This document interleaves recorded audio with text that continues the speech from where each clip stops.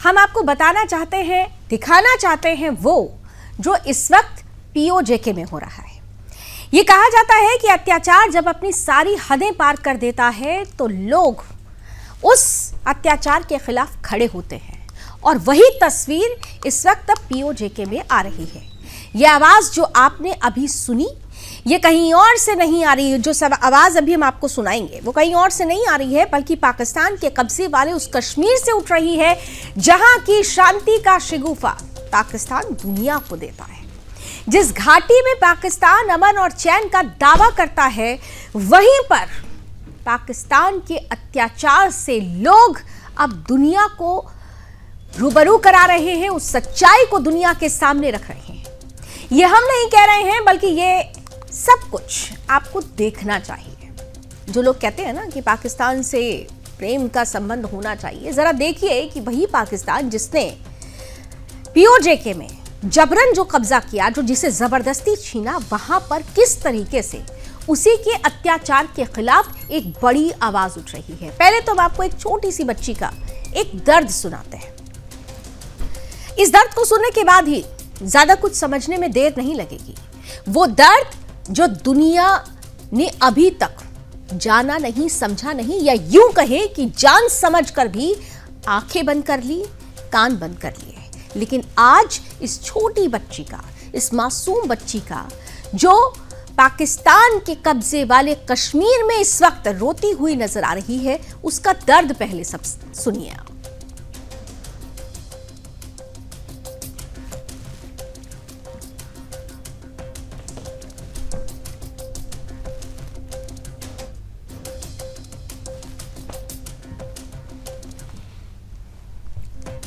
चलिए वो दर्द भी आपके सामने रखेंगे, लेकिन ये तस्वीरें जरा देख लीजिए।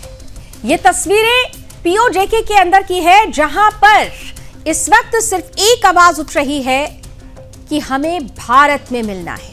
पाकिस्तान की सेना, पाकिस्तान की सरकार के अत्याचार से तंग आकर जहां पर एक वक्त की रोटी के लिए भी जूझना पड़ रहा हो, वहां से आवाज उठ रही है कि मैं भी भारत हूं। ये बहुत बड़ी तस्वीर है जिसे देखना और समझना चाहिए। पाकिस्तान आम लोगों की आवाज पाकिस्तान में कोई नहीं सुनता है। रोजगार नहीं है, बुनियादी सुविधाएं नहीं है, और जो भी अपने अधिकारों की बात करता है वो सीधे तौर पर यह बता रहा है कि किस तरह से उनके अधिकारों का हनन यहां पर होता है, क्योंकि उन्हें तो कुछ नहीं मिलता। यहां पर लोग कह रहे हैं कि हमारी मांग सिर्फ इतनी है कि हमें इंसाफ मिले, न्याय मिले और हमारी समस्याओं पर ध्यान दिया जाए। लेकिन पाकिस्तान है कि सुधरने का नाम ही नहीं ले रहा है। और सबसे पहले, जैसा मैंने आपको कहा था कि यह दर्द वही समझ सकता है जो दर्द को महसूस करता। इस वक्त पाकिस्तान पीओजेके में खासतौर से हर कोने से एक ही आवाज निकल रही है कि हमें आजादी चाहिए। 11 साल की मासूम बच्ची है, क्या कहती है जरा सुनिएगा। आखिर कोई तो मजलूम कश्मीरियों की भी आवाज सुने। क्या हम इंसान नहीं है? क्या हमें जिंदा रहने का हक नहीं है? क्या जब हम ऐसे ही अपने बुनियादी हकूक लेने के लिए सड़कों पर निकलेंगे तो हमें शहीद कर दिया जाएगा? दोस्तों, एक इंसान जब अपना पूरा मन प्रोग्राम करके अपने रास्ते की तरफ जा रहा होता है तो उसको आप पकड़ के गिरफ्तार करने की कोशिश करते हो, उधर आप लोगों के ऊपर फायरिंग चलाते हो, तो फिर मुझे बताया जाए ये कौन सी जमहूरियत है? आखिर मुझे भी बताया जाए कि जब आप बात करते हो तो आप कहते हो ये मुल्क जमहूरियत में, तो जमहूरियत का नाम लेता है, तो मुझे बताया जाए ये कौन सी जमहूरियत है? आए दिन जब हम अपने 3-4 साल से हम अपने हक के लेने के लिए निकलते हैं तो आप हमें बदले में शहादत देते हो। हम आटा सस्ता बिजली सस्ती जैसी बुनियादी हकूक के लिए निकलते हैं तो हमें आप बदले में लाशें देते हो। मैं तमाम इंसानी हकूक की तंजीमों से अपील करती हूँ कि खुदारा हमारे हकूक के लिए आवाज बुलंद करें, हमारे साथ खड़े हों। हमारी इंटरनेट आजाद कश्मीर के अंदर इंटरनेट सर्विसेज मुकम्मल बंद कर दी गई है। रात 11:30 बजे से इंटरनेट सर्विसेज बंद करके वहां पर मेरे लोगों को शहीद किया जा रहा है, वहां पर हमारे लोगों को शहीद किया जा रहा है, वहां पर लोगों को गिरफ्तार किया जा रहा है, वहां पर लोगों को जख्मी किया जा रहा है। हमारी आवाज बने। और इस दुख दर्द बड़ी कड़ी में हम शजीब भाई के घर वालों के साथ खड़े हुए हैं। और इंशाल्लाह शाहजेब भाई का खून हम रायगा नहीं जाने देंगे। शाहजेब भाई ने कौम के हकूक के लिए अपनी जान कुर्बान की है और हम इनके खून का बदला जरूर लेंगे। खून रंग लाएगा, इनकलाब आएगा। जिस दर्द से कोई मक्तल को गया वो शान सलामत रहती है। ये जान तो आनी जानी है, इस जान की क्या कोई बात नहीं, इस जान की कोई बात नहीं। एक मासूम बच्ची जो ये समझ रही है कि उसका भविष्य यहाँ पर पाकिस्तान के साथ नहीं है, उसका भविष्य, उसके अपनों का भविष्य है तो वो भारत के साथ है, क्योंकि पाकिस्तान में तो हाथ हाथ में सिर्फ बंदूक थमाई गई और आतंकवादी बना दिए गए। लेकिन अब यहाँ पर जो आवाज उठ रही है वो पाकिस्तान के हुक्मरानों की कान में जो उन्होंने रुई डाल के जो सोए हुए हैं उन्हें जगाने के लिए है। और इसीलिए हर जगह से, हर कोने से सिर्फ एक आवाज आ रही है कि हम आजादी चाहते हैं। और ये जो आजादी के नारे लग रहे हैं, ये जो सो कॉल्ड पाकिस्तानी हुक्मरान जो ये कहा करते थे कि देखिए ये आज़ाद कश्मीर है, उनके इसी मॉडल पर किस तरीके से तमाचा पड़ रहा है जब पीओजेके के अंदर आज़ादी की आवाज़ उठ रही है। जुल्म की इंतहा, अत्याचार की हद पार हो चुकी है। कुछ और भी तस्वीरें हैं जो आपके सामने रखेंगे, जो वहां के लोग हैं वो इस वक्त किस पीड़ा से गुजर रहे हैं, कुछ बयान और आपके सामने रखते हैं। कश्मीर जेडे इस वक्त आज़ाद कश्मीर ने अंदर हालात हैं, यानी कि पुंछ विच रावलाकोट ने अंदर जी इस पाकिस्तानी नापाक फौज जेडे कुत्ते आज़ाद कश्मीर ने अंदर दाखिल होए और उन्होंने लोगों पर बर्बरीयत की है, जुल्म किया नेते लोगों की, जेडे सस्ती बिजली सस्ता आटा तो अपने बुनियादी हकूक मंगने वास्ते हथों में असला नहीं सी, उन्होंने भी जो एहतजाज करी रहे सन, बैठे हुए सन ने उनकी गोलियां शैलिंग मारिया आ गया और आखिर पर इस तरह का ग्रैंड ऑपरेशन किया गया कि उठे 200 तो ज्यादा लाशा गिराइया गई, हज़ारा कश्मीरी जख्मी किए गए सिर्फ रावलाकोट ने अंदर। अजय 9 जून जी एहतजाज निकाल सी। तो पाकिस्तान के कब्जे वाले कश्मीर से लगातार उठ रही विरोध की आवाजें एक बार फिर पूरे क्षेत्र की राजनीतिक और सामरिक स्थिति पर सवाल खड़े कर रही है। जिन इलाकों को पाकिस्तान दशकों से आजाद कश्मीर बताकर दुनिया के सामने पेश करता रहा है, वही आज महंगाई, बेरोजगारी, राजनीतिक दमन और प्रशासनिक उपेक्षा के खिलाफ हजारों लोग सड़कों पर उतरे हुए हैं। इस हिस्से में खास तौर पर ये साफ साफ बार बार सुनाई दिया है कि यहां पर लोगों के साथ पाकिस्तान की सरकार और पाकिस्तान की सेना सही व्यवहार नहीं करती है। और यही वजह है कि इस बार यह आंदोलन इस कदर उठा है कि आवाज सिर्फ एक निकल रही है कि हमें पाकिस्तान में नहीं रहना है, हमें भारत के साथ जाना है। अवामी एक्शन कमेटी जेएसी जैसे संगठनों के जो आंदोलन है, नेताओं की गिरफ्तारियां और पाकिस्तान के विरोध के नारे ये संकेत दे रहे हैं कि वहां जनता और इस्लामाबाद के बीच की दूरी लगातार बढ़ती जा रही है। सरदार अमन खान किस तरीके से अपने लोगों के बीच खड़े होकर दुनिया को यह बता रहे हैं कि पाकिस्तान ने आखिर क्या किया है, क्या दिया है उन्हें, सिर्फ और सिर्फ तकलीफें। और यही वजह है कि वो साफ तौर पर कहते हैं कि अब हमें पाकिस्तान के साथ नहीं रहना है, यानी घर वापसी का संकेत एक बार फिर से इन आवाजों में नजर आता है। सरदार अमन खान क्या कहते हैं, जरा ये भी सुन लीजिए। राशन जो है वो कश्मीरियों का राशन बंद करेंगे। मैं कहता हूं हमें तुम्हारे राशन की जरूरत नहीं है, तुम्हें हमारी जरूरत है। थोड़ा ख्याल करो, तुम्हें हमारी जरूरत है। कहीं ऐसा न हो कि बाकी रास्ते खुल जाएं और फिर तुम हमारी मिन्नतें करो, हमारे तरले करो। कहीं ऐसा न हो कि तजारती रास्ते फिर बाकी इख्तियार कर लिए जाएं। अगर कोई डिक्टेटर हो तो हम किसी डिक्टेटर को नहीं मानते। कश्मीर के अवाम किसी डिक्टेटर को कबूल नहीं करेंगे, किसी भी डिक्टेटर को कबूल नहीं करेंगे। इसलिए गुजारिश, कश्मीर के लोग जो है वो कश्मीरियों को, इनकी हालत अजीब है। मीडिया पे बैठते हैं, किसी ने वो बंदर के हाथ में माचिस दी थी, उसने सब चीजों को आग लगा दी थी। इन्होंने इनके हाथ में किसी ने मोबाइल दे दिया, ट्विटर दे दिया। जो उठता है कहता है कश्मीरी जो है वो पहले वफादारी करते हैं। कश्मीर पाकिस्तान का हिस्सा नहीं है, कश्मीर पाकिस्तान की रियासत का हिस्सा नहीं है। ये पाकिस्तान के हमसे वफादारी नहीं, तुम पाकिस्तान के उन मेहनत कशू मजदूरों से वफादारी करो जिन्होंने तुम्हें मुंतखब भी नहीं किया हुआ और फिर भी तुम उनके सरों पर बैठे हुए हो। उनसे वफादारी का जो अब तरीकाकार बनाओ। वहाँ लोगों को रोजगार दो, लोगों को इंसाफ दो, लोगों को तालीम दो, लोगों को वहां पर जिंदगी दो, एक जो है वो बाइज्जत जिंदगी वहां पर कोशिश करके लोगों को दो। तो कश्मीर भारत का हिस्सा है, पाकिस्तान का हिस्सा नहीं है। 78 सालों से पाकिस्तान जो झूठ बोल रहा था, आज वो सच फूट कर बाहर आया है। आज पीओजेके की आवाज ये बता रही है, उसकी आवाम ये बता रही है कि सच क्या है। कश्मीर पाकिस्तान का हिस्सा नहीं है। और ऐसे में अब सवाल ये उठ रहा है कि क्या यही सही समय है कि पीओजेके को वापस हम भारत में ले लें। ऐसे में भारत के भीतर ये सवाल तेजी से उठ रहा है कि क्या ये वही समय है जब हम पीओजेके के लोगों को अपने साथ वापस बुला सकते हैं, क्योंकि निर्णायक रणनीति अब अपनानी होगी। भारत का आधिकारिक रुख इस मुद्दे पर कभी भी नहीं बदला।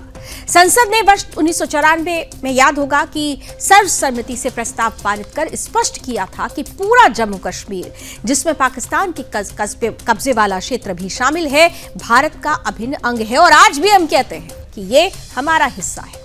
इसके बाद अगस्त 2019 में अनुच्छेद 370 हटाने के दौरान संसद में तत्कालीन केंद्रीय गृह मंत्री अमित शाह ने भी दोहराया कि जम्मू कश्मीर की चर्चा पीओजेके के बिना पूरी नहीं हो सकती। ये वो बयान था जो साफ तौर पर यह कह रहा था कि ये हमारा हिस्सा था, हमारा हिस्सा है और हमारा हिस्सा ही रहेगा। लेकिन अब तो खुद पीओजेके के अंदर से यह आवाज उठ रही है कि हमें पाकिस्तान में नहीं रहना, हमें उन्नत करने वाला, विकास करने वाला जो विकसित भारत है उसका हिस्सा होना है। लेकिन गृह मंत्री अमित शाह ने पीओजेके को लेकर दुनिया के सामने क्या कहा था, वो बयान भी आज आपको सुनना चाहिए।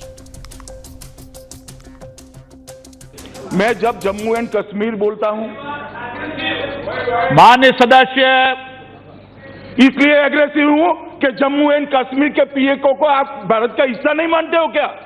एग्रेसिव ना हो, जान दे देंगे इसके लिए। क्या बात कर रहे हो आप? एग्रेसिव होने की क्या बात कर रहे हो?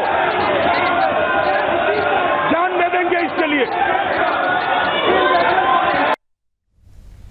तो प्रधानमंत्री नरेंद्र मोदी की सरकार ने कई अवसरों पर यह संकेत दिया कि भारत अपने संवैधानिक दावे से पीछे हटने वाला नहीं है, लेकिन केवल दावा और वास्तविक कार्रवाई दोनों अलग बातें होती हैं। और इस समय जो तस्वीर है वो ये कह रही है कि कार्रवाई का यही सही समय है। किसी भी क्षेत्र को वापस लेने का निर्णय केवल भावनाओं से नहीं, बल्कि सैन्य, कूटनीतिक, आर्थिक और अंतर्राष्ट्रीय परिस्थितियों को ध्यान में रखकर लिया जाता है। और वर्तमान समय में यदि रणनीतिक दृष्टि से देखा जाए तो पाकिस्तान कई मोर्चों पर दबाव में दिखाई दे रहा है। उसकी अर्थव्यवस्था लंबे समय से संकट में है। अंतर्राष्ट्रीय मुद्रा कोष IMF के सहारे आर्थिक व्यवस्था उसकी चल रही है। भीख का कटोरा लेकर वो हर जगह पहुंचा हुआ है। महंगाई और बेरोजगारी ने आम जनता की मुश्किलें बढ़ा दी हैं। और दूसरी ओर आतंकवाद और आंतरिक सुरक्षा की चुनौतियां लगातार बनी हुई हैं। लगातार हम ऐसी तस्वीरें देख रहे हैं जो पाकिस्तान को कटघरे में खड़ा कर रही है। और ऐसे में यह कहा जा रहा है कि यही सही समय है, यही समय है जब भारत अपनी कूटनीति और सैन्य नीति के तहत पीओजेके को वापस ले सकता है। जनमत में हम आगे बढ़े इससे पहले इस वक्त एक बड़ी खबर आ रही है। प्लीज ब्रेकिंग फ्लैश कीजिए। इस वक्त की बड़ी और अहम खबर आपको बता देते हैं जो आ रही है। श्रीकरणपुर ACJM कोर्ट के बड़े आदेश से जुड़ी हुई यह खबर है। बाइबल की कथित बेअदबी के मामले में FIR दर्ज करने के निर्देश जारी किए गए हैं। 19 नामजद समेत अन्य आरोपितों पर मुकदमा दर्ज होगा, यह कहा गया है। उपासकों को बंधक बनाने, मारपीट और तोड़फोड़ के भी आरोप लगे हैं। तो बड़ी खबर इस वक्त आपके सामने आ रही है। श्रीकरणपुर ACJM कोर्ट का यह बड़ा आदेश है जहां पर बाइबल की बेअदबी के मामले में FIR दर्ज करने के निर्देश दिए गए हैं। और इस बीच 19 लोगों के खिलाफ 19 नामजद समेत अन्य आरोपियों पर मुकदमा दर्ज होगा, यह आदेश जारी किया गया है। उपासकों को बंधक बनाने, मारपीट और तोड़फोड़ के भी आरोप हैं। अब सवाल यह है कि बाइबल की कथित बेअदबी के नाम पर तो निश्चित रूप से FIR लॉन्च करने के लिए आदेश सुना दिया गया, लेकिन हिंदू देवी देवताओं और हिंदू धार्मिक ग्रंथों का जिस तरीके से अपमान हुआ है, उसके खिलाफ इतनी तेजी कभी क्यों नहीं दिखाई गई, ये सोचने वाली बात है। आइए आगे बढ़ते हैं। दुनिया बदल रही है और उसके साथ बदल रही है वैश्विक राजनीति की धुरी।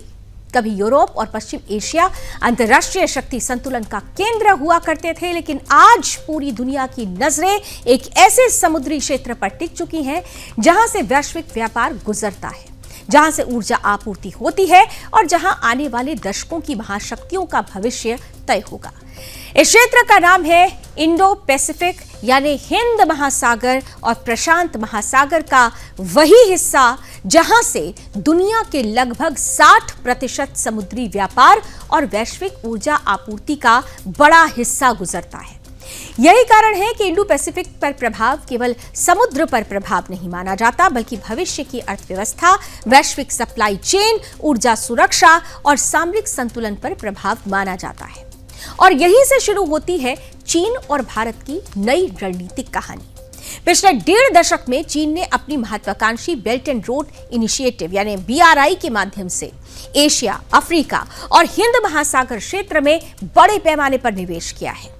आधिकारिक तौर पर चीन इसे वैश्विक संपर्क और व्यापार बढ़ाने की परियोजना बताता है, लेकिन अनेक रणनीतिक विशेषज्ञ इसे बीजिंग के दीर्घकालिक भू राजनीतिक प्रभाव विस्तार की रणनीति के रूप में देखते हैं।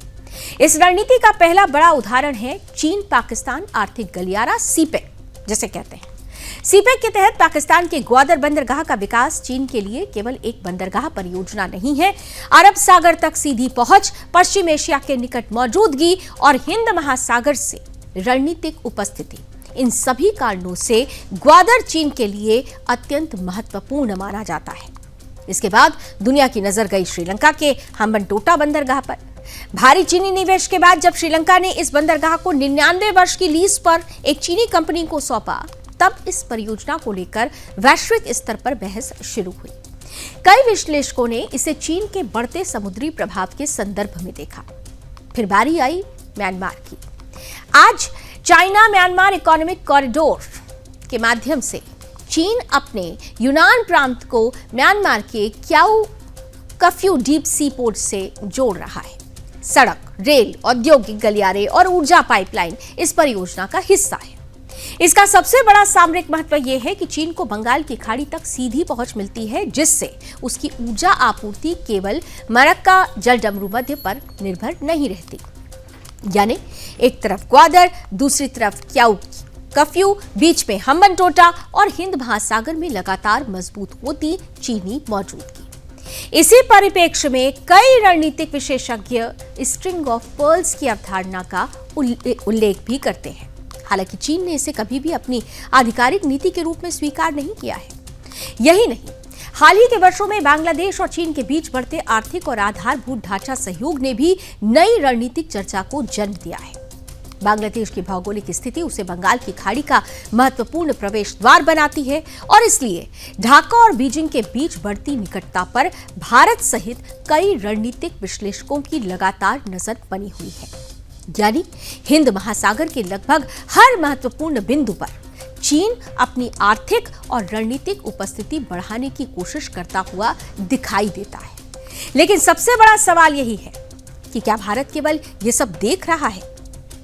नहीं, भारत ने चीन को सबक सिखाने के लिए उतनी ही तेजी से अपनी रणनीति में बदलाव किया है जिसकी कल्पना भी चीन नहीं कर सकता है। अगर प्रधानमंत्री नरेंद्र मोदी की हालिया विदेश यात्राओं को अलग अलग घटनाओं की बजाय एक व्यापक रणनीतिक दृष्टि से देखें तो तस्वीर बिल्कुल अलग दिखाई देती है। सेशल्स, जापान और अब 10 जुलाई को न्यूजीलैंड का दौरा, यह संयोग नहीं बल्कि भारत की रणनीति है। पहली नजर में तो ये सामान्य राजनयिक यात्राएं लग सकती हैं, लेकिन जब इन्हें इंडो पैसिफिक के नक्शे पर रखा जाता है तब यह स्पष्ट होता है कि भारत हिंद महासागर से लेकर पश्चिमी प्रशांत तक अपने भरोसेमंद साझेदारों का एक व्यापक नेटवर्क तैयार करने की दिशा में आगे बढ़ चुका है। यानी जहां चीन बंदरगाहों, आर्थिक गलियारों और लॉजिस्टिक नेटवर्क के माध्यम से अपना प्रभाव बढ़ा रहा है, वहीं भारत समुद्री सुरक्षा, भरोसेमंद साझेदारी, तकनीकी सहयोग और सुरक्षित सप्लाई चेन पर आधारित एक अलग रणनीतिक मॉडल विकसित कर रहा है। और यहीं से शुरू होती है भारत की महासागरीय रणनीति, जो चीन की रणनीति से बिल्कुल अलग दिखाई देती है। लेकिन इन सबके बीच बड़ा सवाल यही है कि क्या भारत चीन की तरह बंदरगाह खरीद रहा है? क्या भारत भी कर्ज देकर दूसरे देशों को अपने प्रभाव क्षेत्र में ला रहा है? क्या नई दिल्ली भी वही मॉडल अपना रही है जिसे लेकर चीन की आलोचना होती रही है? तो जवाब है नहीं, बिल्कुल नहीं। यहीं पर प्रधानमंत्री नरेंद्र मोदी की इंडो पैसिफिक रणनीति चीन से पूरी तरह अलग दिखाई देती है। चीन का मॉडल बुनियादी ढांचा, कर्ज और रणनीतिक निवेश पर आधारित माना जाता है, जबकि भारत का मॉडल भरोसेमंद साझेदारी, समुद्री सुरक्षा, क्षमता निर्माण और साझा विकास पर केंद्रित है। यही कारण है कि प्रधानमंत्री मोदी ने हिंद महासागर क्षेत्र के लिए SAGAR security and growth for all in the region का सिद्धांत सामने रखा। इस नीति का मूल उद्देश्य किसी देश पर प्रभाव स्थापित करना नहीं, बल्कि पूरे क्षेत्र की सामूहिक सुरक्षा, आर्थिक विकास और समुद्री स्थिरता सुनिश्चित करना है। पिछले कुछ वर्षों में भारत ने इसी सोच के आधार पर अपनी विदेश नीति को भी आगे बढ़ाया। मालदीव, मॉरिशस, सेशल्स, श्रीलंका और अन्य हिंद महासागर देशों को भारत ने रक्षा सहयोग, तट रक्षक प्रशिक्षण, समुद्री निगरानी प्रणाली, रडार नेटवर्क, मानवीय सहायता और आपदा राहत जैसी सुविधाओं में सहयोग दिया है। यानी भारत ने सैन्य दबाव की बजाय विश्वास की राजनीति को प्राथमिकता दी है और यही भारत की पहचान बन रहा है।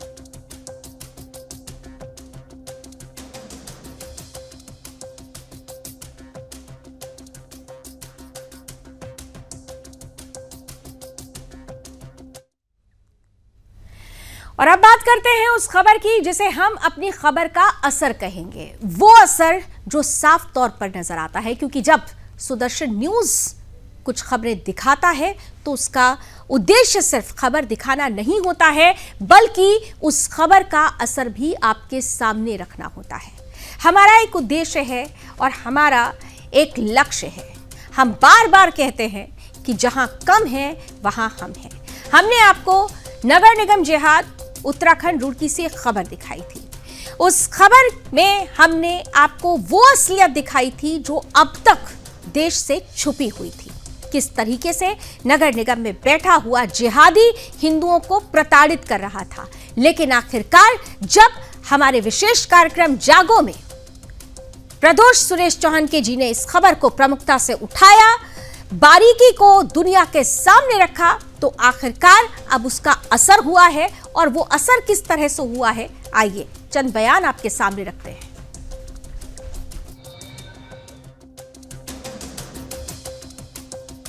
नगर निगम के कर्मचारी द्वारा इसको किसी और को इस वीडियो की सुमित्रा देवी की दुकान दे दी गई, सुमित्रा देवी की दुकान दे दी गई थी। इसमें नगर निगम ने उसमें सुधार करते हुए पुनः आज इस अवसर पर सुमित्रा देवी को इस दुकान का आवंटन करके और आज यहाँ चाबी सौंपी गई है।